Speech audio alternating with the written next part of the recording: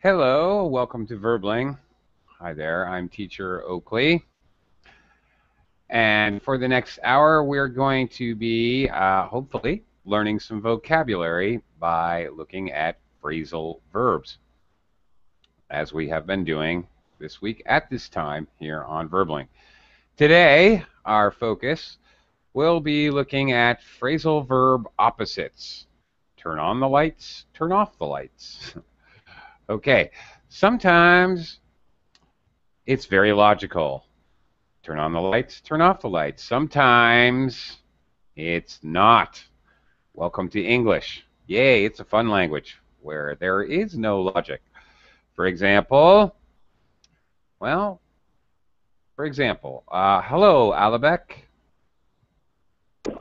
Yes, hello, teacher. Hi. And hello, Igor. Welcome to the class.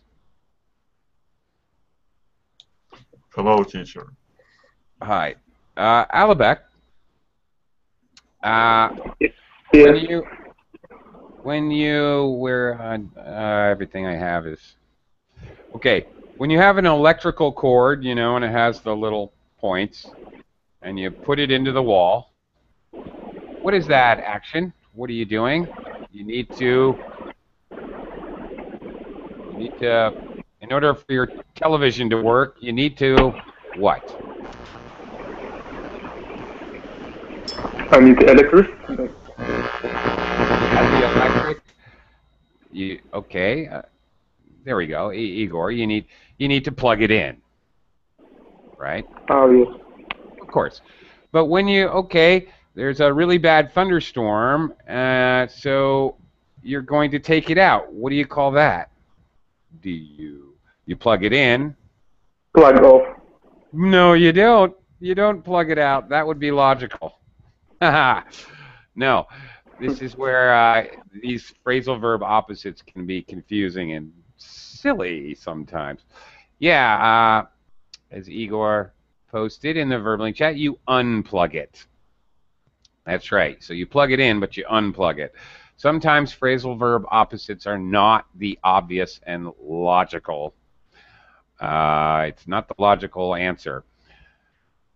Okay, and we're going to look at some of those after I say hello to Sam. Hello, Sam. Ooh, Sam, little feedback problem there.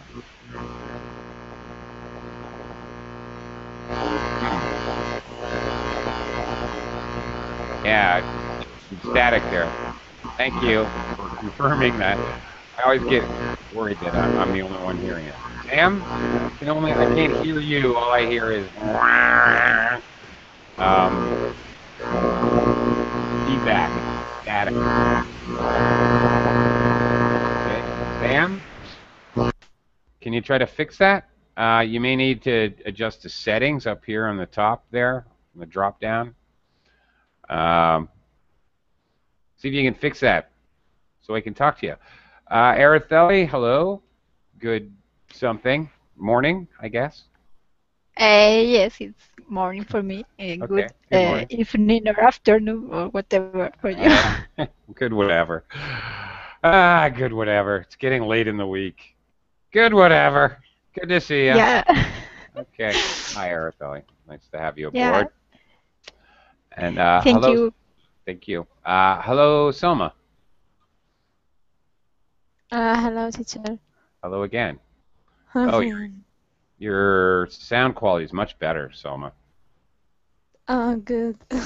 Yeah, much clearer. To know. Yeah, good.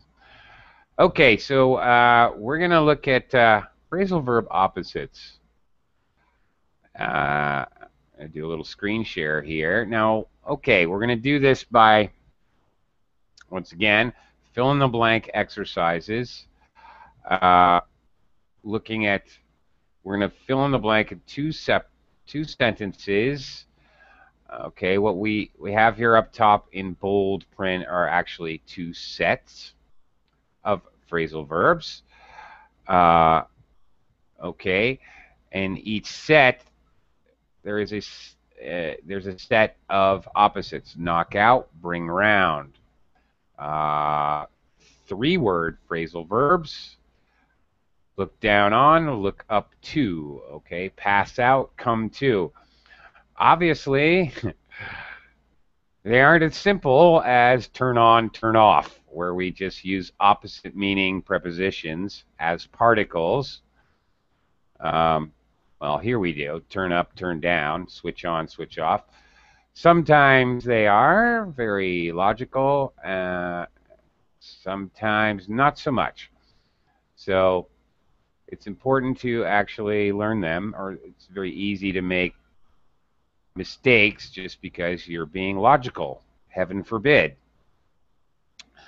Igor has noted that, in fact, bring around sounds very British, and actually, good observation. And here I would like to say there are many phrasal verbs where British use round. However, Americans say around. We put an A in front of round. There is quite a few examples of this. Come round the house after work. You should come around the house after work, meaning I'm inviting you to my house. British would say that.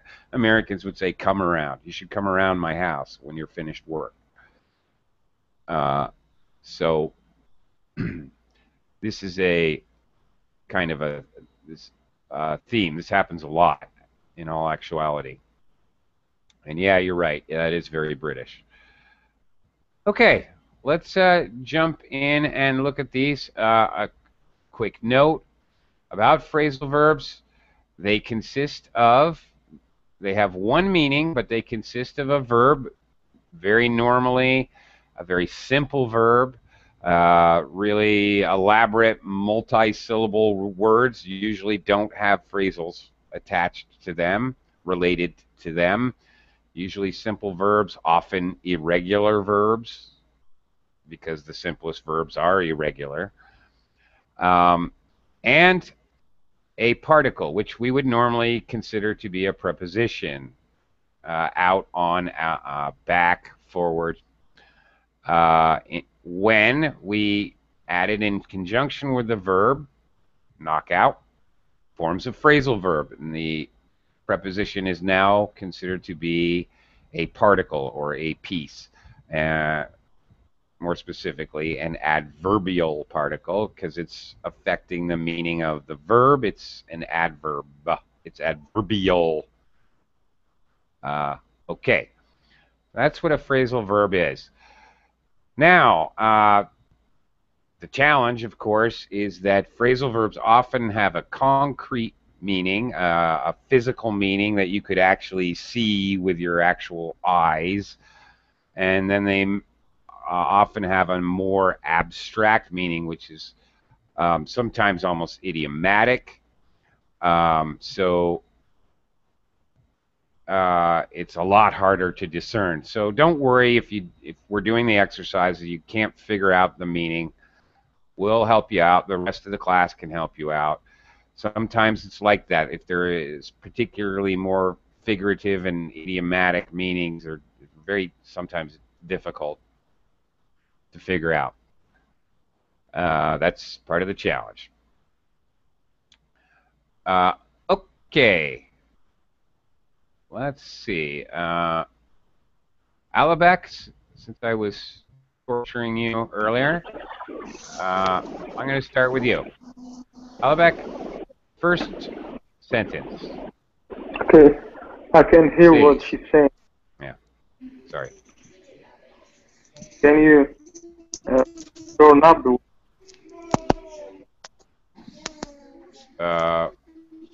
One more time. I'm sorry. I can't hear what she's saying. Can you switch on the volume?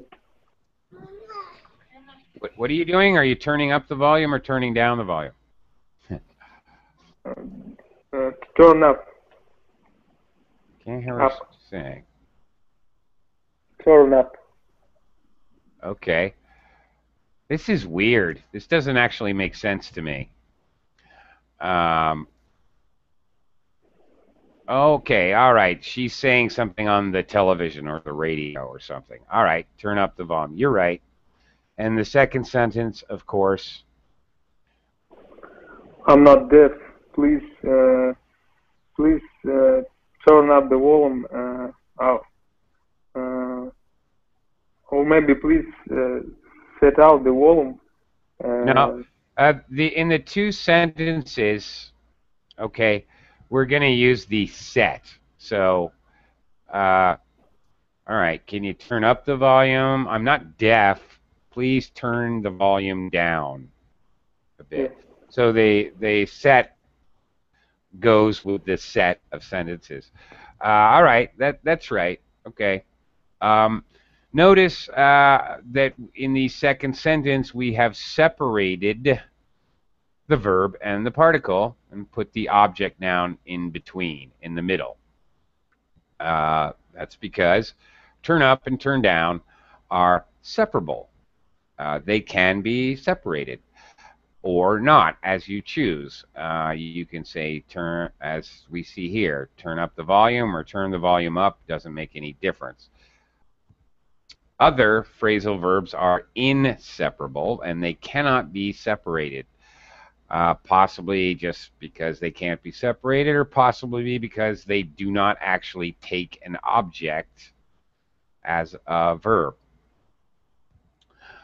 Okay, good job, Alabek. Quick welcome and hello to Miguel. Hi, Miguel. Hello, teacher. Good day. Good day. Nice to see you again. Okay. And hello again, Sam, and I hope your audio's fixed. Okay, Arethele. I think the sound seems good now. Ah, yeah, there we go. Nice. Very Great, good. thank Thanks, you. Sam. Thank you. Thank you very much. Arethele, can you try number 2? Yes, the room was so stuffy that Paul I don't know. Mm-hmm. The next one is Paul was unconscious for at least 10 minutes before he. Okay. Um. Ah. Uh, that would be pass out. The room was so stuffy that Paul passed out. Passed out. Very good. Yes, as we do the exercise, please be aware that you may have to change the verb tense or passively conjugate the verb, and that phrasal verbs act in the same way that normal verbs do. So, yes, Paul passed out, past tense. Very good. Yeah. Paul was unconscious for at least 10 minutes before he came to. Came to, past tense again. Come present tense and came past tense. Very good. Excellent job. Sorry, what does stuffy mean here? I was just going to ask you that. Okay. Good question. Here's a little bit of an unusual for second language users, but native speakers all know this word, so good one for you to know. Stuffy. If a room is stuffy, it means it feels very close. It's hard to breathe. It's hot. It's humid. There's no fresh air. Okay, that is the meaning. Yes, stale air, and there's also it's hard to breathe, which is probably why Paul passed out. Okay, very good. Okay. If you pass out, you I figured become it out, unconscious. but at the beginning. Yeah. Yeah, at the beginning I thought stuffy was like crowded with things, but that didn't make sense. So it's about the air. Ah, all right. Okay, there is another meaning, however. Usually you're talking about a room as being stuffy. some kind of closed space, the elevator, the bus, whatever. But somebody can, if a person is described as stuffy, they're a little bit overly formal, a little too prim and proper, and it may make other people uncomfortable. So there's another meaning here, which also you should know. Igor, let's move on to number 3. Okay. Oh yeah, very good point. You can also have a stuffy nose. Oh yeah, right. I can't go dancing every night. I'm going to stay in tonight and watch TV. Watching TV is boring. Let's go out for a change and see a film or something. Right. Stay in, go out. Super common phrasal verbs. And here, another point I want to make with go out. Sometimes we can recognize sort of almost, not really, but almost like a family, or at least similarities in phrasal verbs with go out. You invite someone out, you invite out, you're going out to be entertained. You go out, you're going somewhere out of the house to be entertained in some way. You ask someone out, you invite them to go out. So there's a number of phrasal verbs that have this concept. Sometimes that is helpful in learning new phrasal verbs. Miguel, number 4 Yes. here. It's a very early start. We plan on our excursion at 7 o'clock. It's a very early start. We excursion at 7 o'clock. One moment.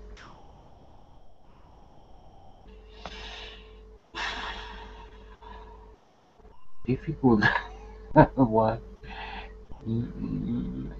Slow start.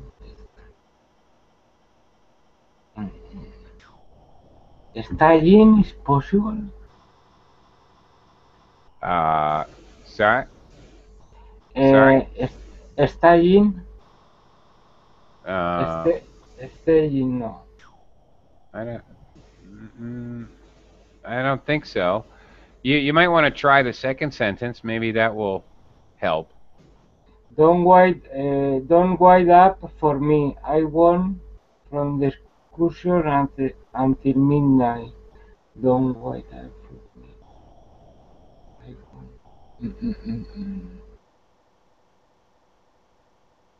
Set out. Yeah. Okay. Well, the second, get back.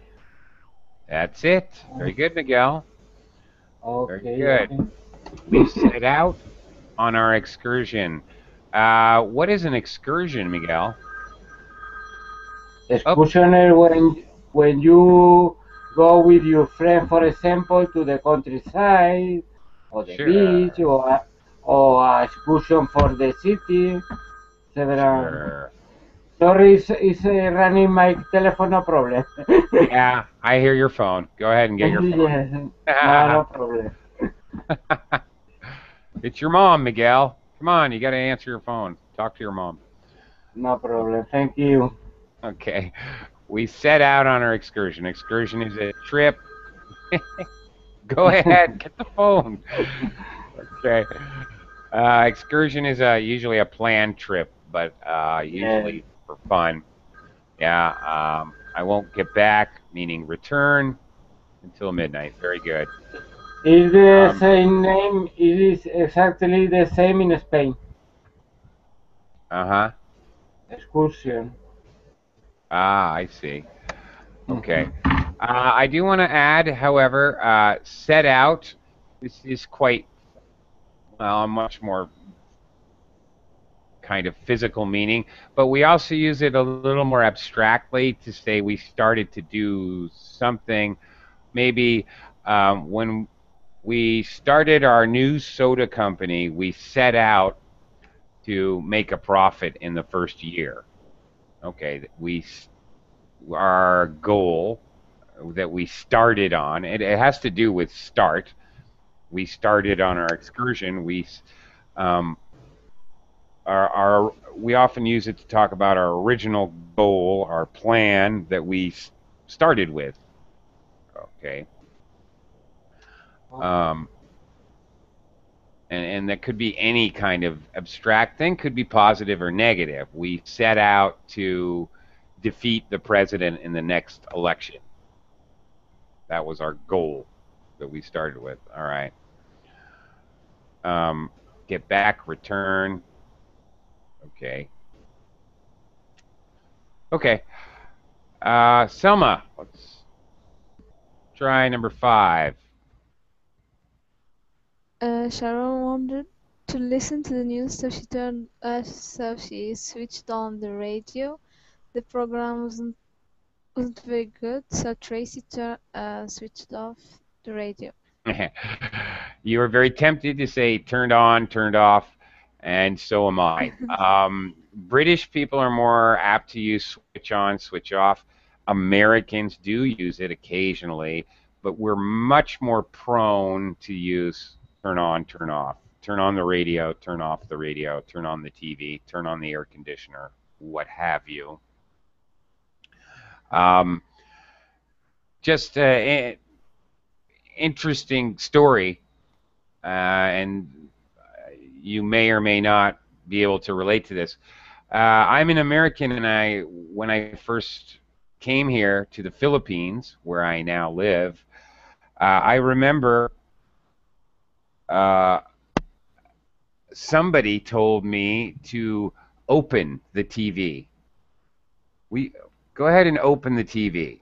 I'm like, what are you talking about? For me, in my American English speaking brain, if I'm supposed to open the TV, that means I really did. I said, well, do you have a screwdriver?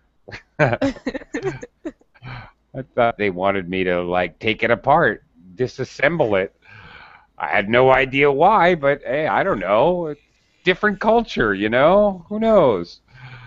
Okay, they have a tradition. They take the TV apart every evening. I don't know. Okay. Anyway, caused me a little bit of embarrassment, but yes.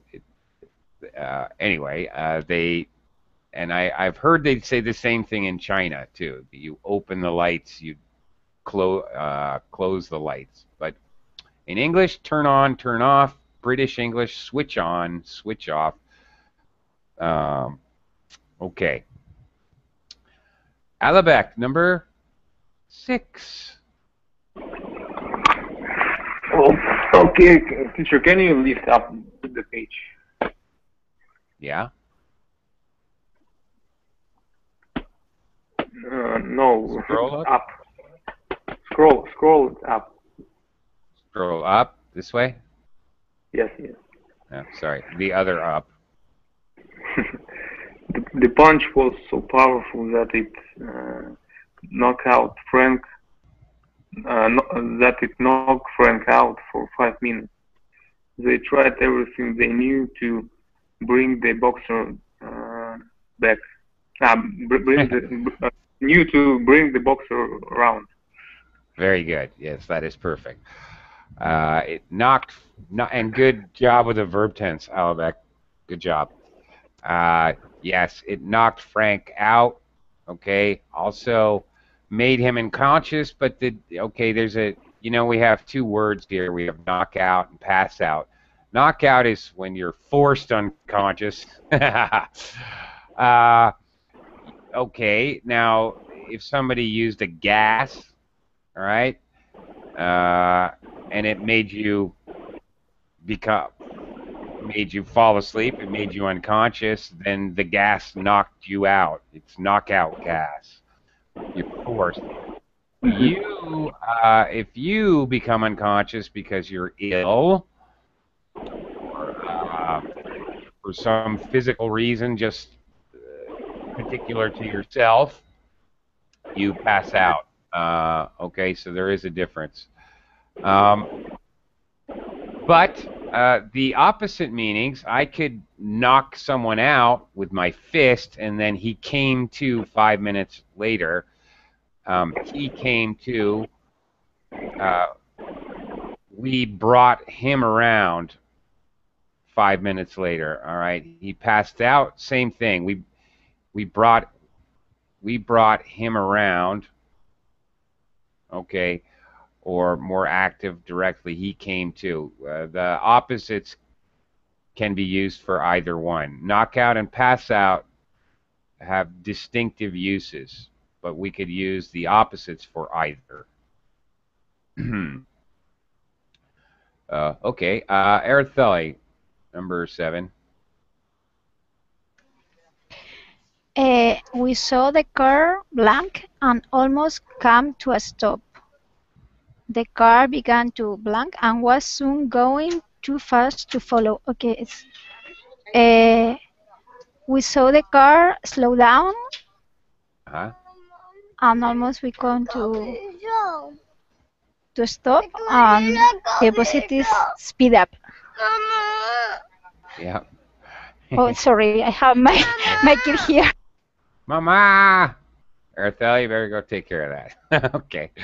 Very good. But she is correct. And she's correct with the present tense. We saw the car slow down and almost come to a stop.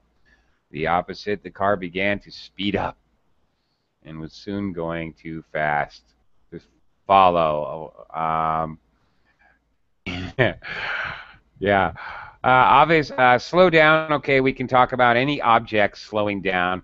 In normal English conversation, if somebody says slow down, okay, they're asking you to slow down. If they say it as a command, which is extremely common, as a command sentence without any kind of subject, all right, slow down, slow down.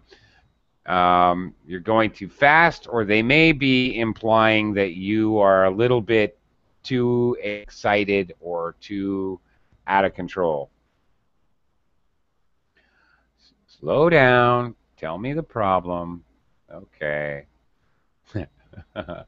Like Araceli may be telling her child, slow down. What's the matter? Okay, I'll get you some aspirin. Okay, Igor, number 8. They were such snobs. They looked down on anyone they thought had come from an inferior school. I thought Kirk was marvelous. I looked up to him as my hero and tried to be like him. Yeah, of course, that's Captain Kirk of the Starship Enterprise. Oh, yeah. Okay, you look down on someone, you disrespect them. Okay, you feel that inferior. You feel that they are inferior. You look up to, you admire, you respect, you hold them above you. All right, very good. And again, these are 3-word phrasal verbs. There's kind of double prepositions at the end here. Okay. Obviously, there are literally thousands of phrasal verbs. 3-word phrasal verbs are much, much, much, much rarer. Okay, good job, and you are correct. The other thing, 3-word phrasal verbs generally only have one specific meaning. And unlike phrasal verbs, some phrasal verbs can have one concrete meaning and 3 or 4 different, unique, abstract meanings, which of course adds to the challenge. Okay, Selma, number 9. The meeting is going to be later than originally planned. They've brought it forward from the 15th to the 18th. Okay. Well, all right. Uh, No. From the 18th to the 15th, the meetings. brought it Uh, forward. mhm. Going backwards. Do we even have brought it forward? Yeah, yeah, we do. Okay. Yes, we have. They and the meeting is going to be earlier than originally planned. They've put it back from the 18th to the 15th. Okay. All right. Now wait a minute. We're going opposite ways here. If you put it back, you make it later. So they've put it back from the 15th to the 18th. We also say pushed it back commonly to mean postponed. So they've made it later. So they put it back from the 15th to the 18th. If they brought it forward, they make it an earlier date. Okay. Okay. All right. Okay. Put back, of course, very concrete meaning. Put back the cereal after you pour yourself a bowl. Okay. Return something, to return something. Or to postpone. Or you could be put back in school, or held back, which means you have to do a grade or a class over again. Brought forward, okay, it can mean to make something earlier, like an appointment or a meeting, to make it earlier, or it could mean to produce something. The police brought forward evidence of his crimes, for example, or very formally. And Noah brought forward 2 children. Can mean to produce. Okay, Alabek, back to you. Number 10 here. Oh, I can't see it. Can you put that lift up? Yes. The band played the national anthem, and everyone in the audience stood up. This is the most comfortable chair, I think. Please sit down. Okay. Oh. Everyone stood up. All right, this is the most comfortable chair, I think. Please sit down. Of course, very common English is say, please have a seat. Really, it's, I think, a little more common. Artheli has a question about what I was talking about, put a grade back. It's right, but it's wrong. I think it's usually he was put back a grade. I think it's usually inseparable for this particular meaning, Araceli. Yes, repeated course or held back, held a grade back. I think both of those are normally inseparable. Held back a grade, either. Yeah, and that's the other thing about phrasal verbs that really stinks is that they may have multiple meanings, and a phrasal verb may be separable for one meaning of the phrasal verb and inseparable in another meaning. So you can put the meaning back. I can separate it, but you're put back a grade. So there's a pretty good example of how that can work sometimes with the grammar. All right, here we go. Another couple sets of words. Break up. Go back. Interesting. Build up, die down, start out, end up. Okay, notice take off, put on. But we also have take off, touch down. due to the fact that some phrasal verbs have multiple meanings. Not only do sometimes the different meanings have different grammatical rules, separable, inseparable, sometimes, obviously, they're also going to have different opposites for their different meanings. Okay, Araceli, can you start us out with numero uno? Good Spanish. Sorry, I can't help myself. Yeah.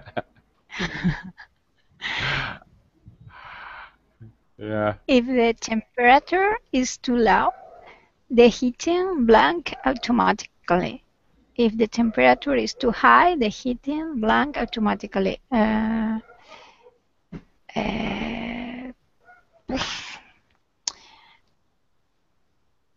Come on. If the temperature is too low, the heating comes on automatically. Mm-hmm. Very good. Right. And the other one, if the temperature is too high, the heating goes off automatically. Uh-huh. Very good. Yeah, you got that right. Pardon me. A small note. Pronunciation. Very often with these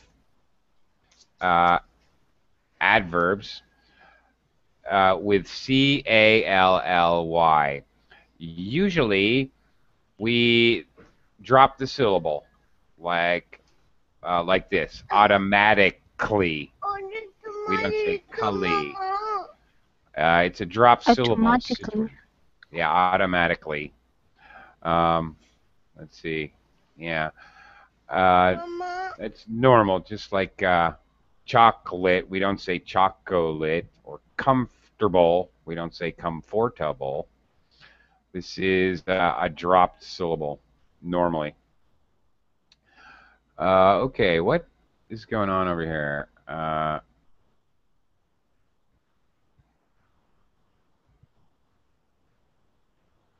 Oh, okay. Interesting. Igor, interesting.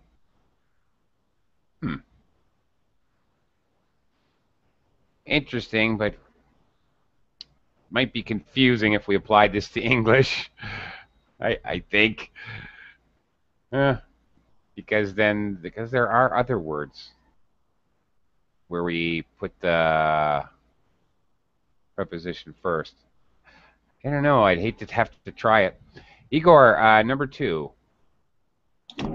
Nowadays, Ronald's books are famous all over the world, but the stories he told to keep the children amused, and I have no idea.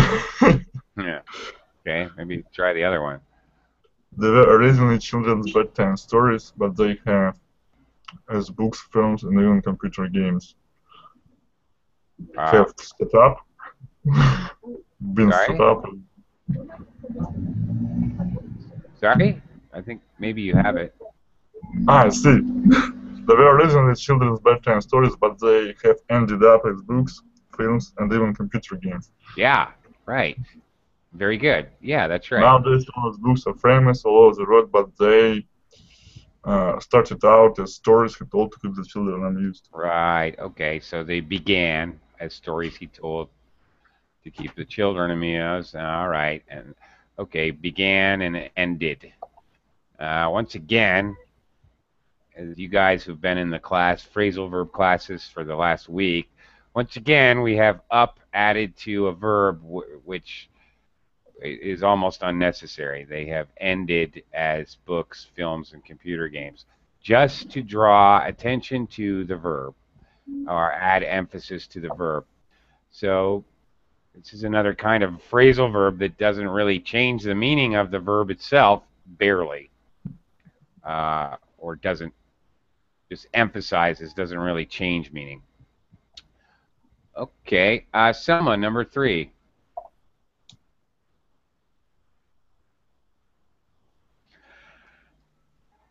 There was a big increase in orders, and we had to build up production. There was a sharp decrease in orders, so we decided to die down production.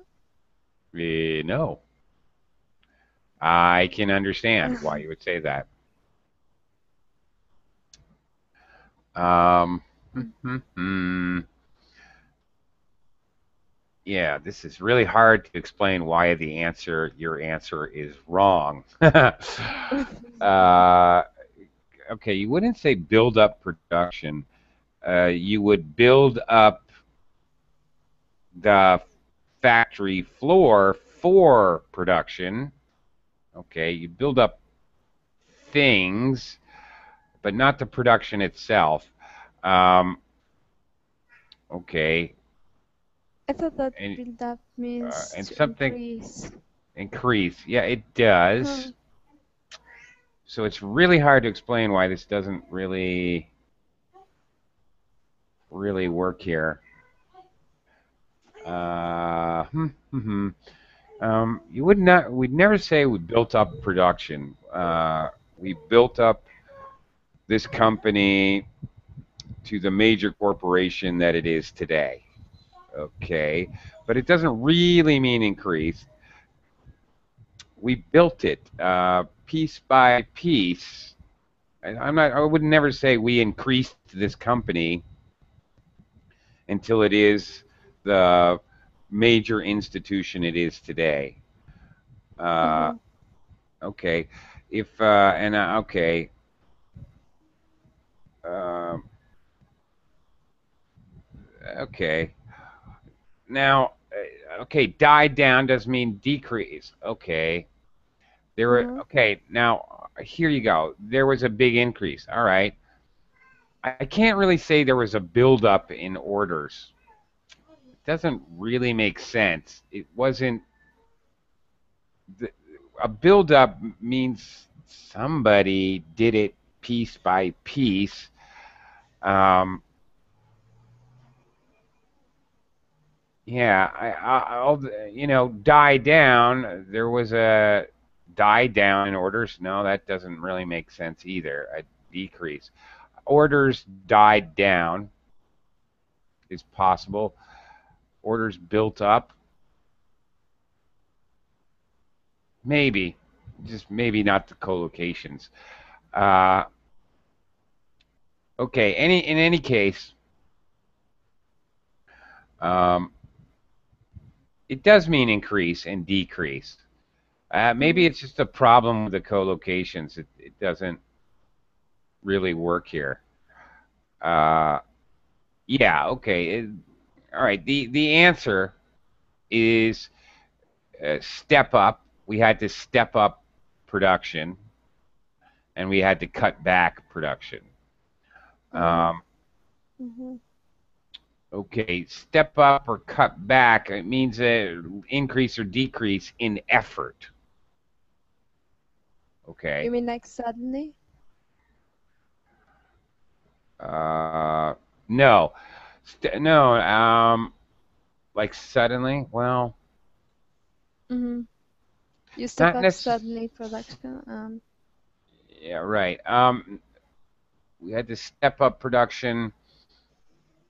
No, not necessarily. It doesn't necessarily have a connotation of um, okay. If I needed to say that, I would have to say we had to quickly step up production. I would need an Mhm. adverb to get that idea. It doesn't really have that idea. Step up means okay. We had to increase, but we had to increase efforts. Maybe it's just a problem with the co-locations because I'm really can't explain why it just totally doesn't sound right. We had to build up production. It means something different, okay? We had to build up production. I would think that that means that you're actually building like machinery in the factory floor and hiring new people. You had to step up productions means to me the people on the factory floor have to work harder and maybe do some overtime using the same people and the same machinery you already have. Okay, uh, that's what it means to me. That's the only way I can explain it. So teacher, you mean like when something is physical, we use build up or die down. But when something I is guess so. abstract, we okay. I guess that's the idea. Yeah. Maybe we'll see later when we get to build up and die down. A better example. Okay, Alabek, number 4.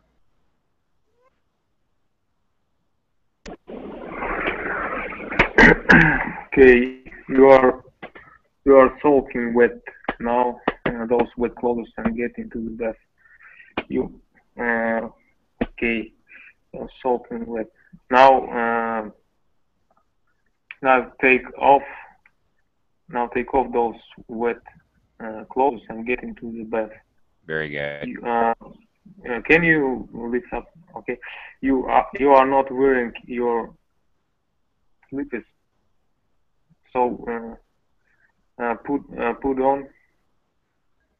I can see. Yeah.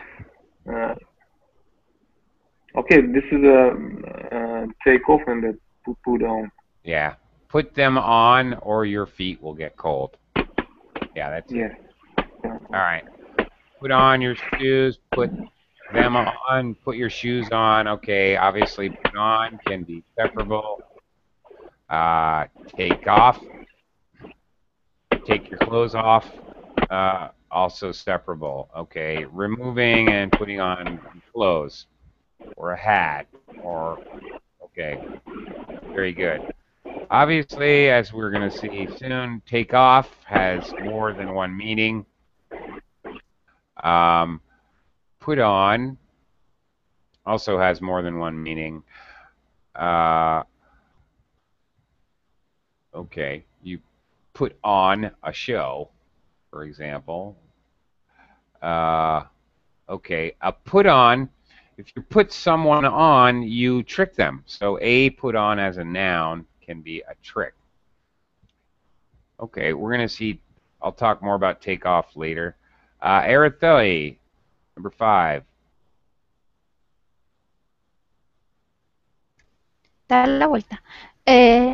Duncan's determined to marry her, and you'll never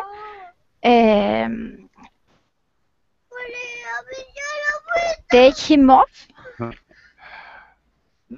Talk him.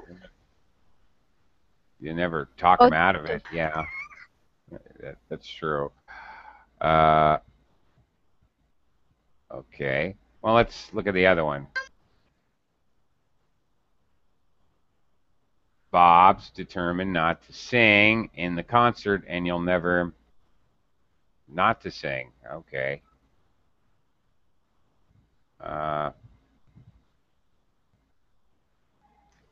Oh yeah. Oh, you had it right. Okay. Talk. Oh, it is. There it is. Yeah. You'll never talk him out of it. All right, and you never talk him into it. You talk someone out of something, you convince them not to do it. You talk them into something, you convince them to do it. All right, so we need to talk Bob into singing. Okay. Igor, number 6. The plane took off and soon disappeared behind the clouds. Sure. The plane touched down safely. Down, and all the passengers, blah, blah, blah. All the passengers got out. Yep, sure. Okay, well, there you go. Take off when a plane leaves the ground, you take off, remove. Take off can mean somebody who leaves suddenly. He took off. We don't know where he went. He was here 5 minutes ago. He just suddenly took off. He left suddenly. You can take off from work. I took off 3 days from work. But that means that you take days off. So you take extra time off. You take extra time off. Well, there you go. You don't work. So a takeoff. For example, when they have a television show and they start a new show from the old show using some of the characters, that's a takeoff. Okay, this show is a takeoff, but that's a noun, of course, of another There is show, also a spin-off. which is spin-off. Spin-off and takeoff in that sense are synonymous. That's right, a spin-off.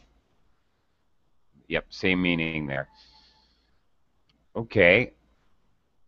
All right, Selma, number 7. Linda locked the door and uh,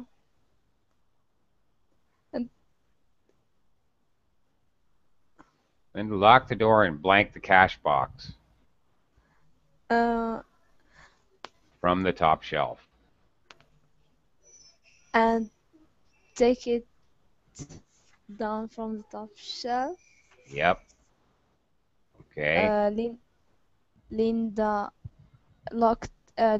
took some coins out of the box uh,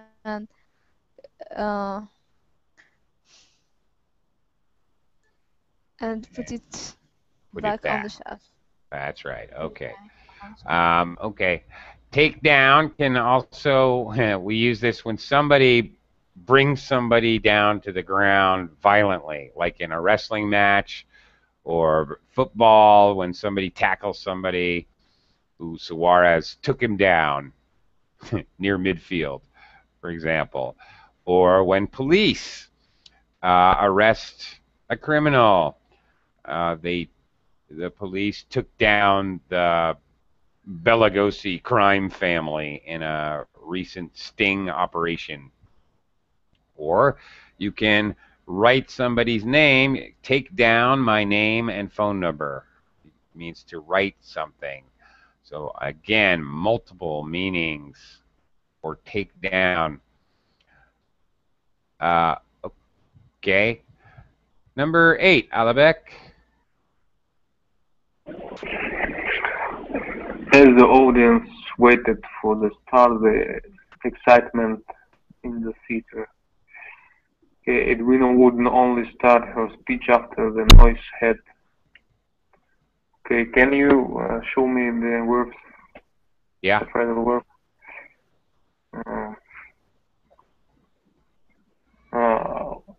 I think it means that count in. No.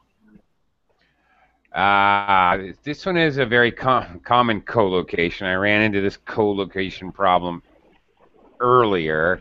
We use this phrasal verb very commonly with sound.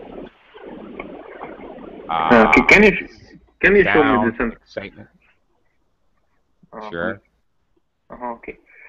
As audience waited for the start, the excitement, and room would not set a speech after the noise had. Okay, so excitement increased. Excitement. Okay, and the verb.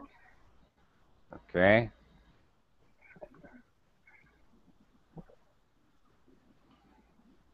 Again, this is where we. Maybe it's break up or go back. No, this is where to increase. This is where I had the problem explaining it to Selma earlier. Why here? This is where we would definitely use build up. The collocation is extremely strong. Noise builds up. Excitement builds up.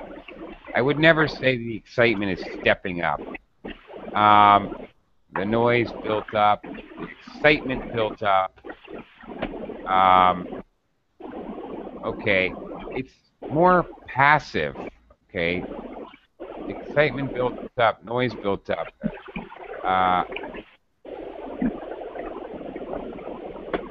Yeah, I don't know. I really don't know how to explain this the best possible way.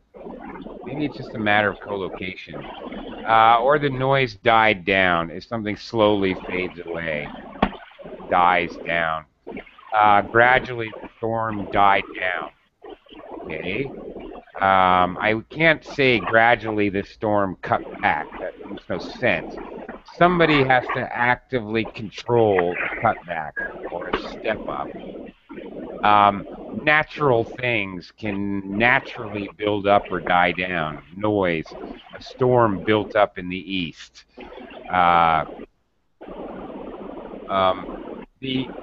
Okay, the United States stepped up the war, but I can't say the United States built up for the war. That would kind of mean they were planning for the war and they were building tanks and bombs. Stepped up the war. They actually were fighting, sending more troops. It's very difficult to tell the difference. There are very distinct collocations that we use them with. Sorry if I'm inadequate. I guess it's a matter of knowing the collocations to use. So it will be, yes, sorry? it will be stepped up and cut back. Yes. No, it definitely would not be. It would have to be the excitement built up in the theater. Built up. Yeah. You step up production. You step up your efforts. You step up, I need to step up practicing the violin because I have a concert on Friday. You step up. It has to do with effort and energy. Unlike here, the excitement built up. Excitement builds up. A storm builds up. They both mean to increase, but we use them in different circumstances. And the same with died down. If something dies down, it dies down naturally. If it's cut back, it's forced to slow down. It's forced to decrease. If it dies down, it's something that dies down naturally. That's much easier to explain. And I guess step up and build up are much the same. You build something up, it takes a human being. Well, it's something that does it naturally or through the natural progression, but the step up is something you actively increase. I guess that's it. Okay. Back from back. I don't know what that means, Igor.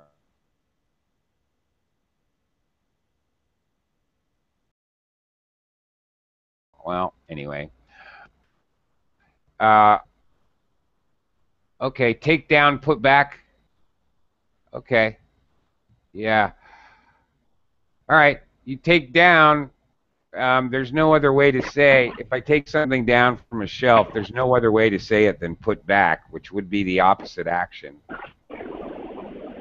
But of course, I could take out a spoon from a drawer down, and then I could put back the spoon in the drawer, even though it was down. Take out, down, I guess put back is an opposite for either one. Okay, that's enough confusion for today. Gotta go. I'm over time. Bye, everyone. Bye.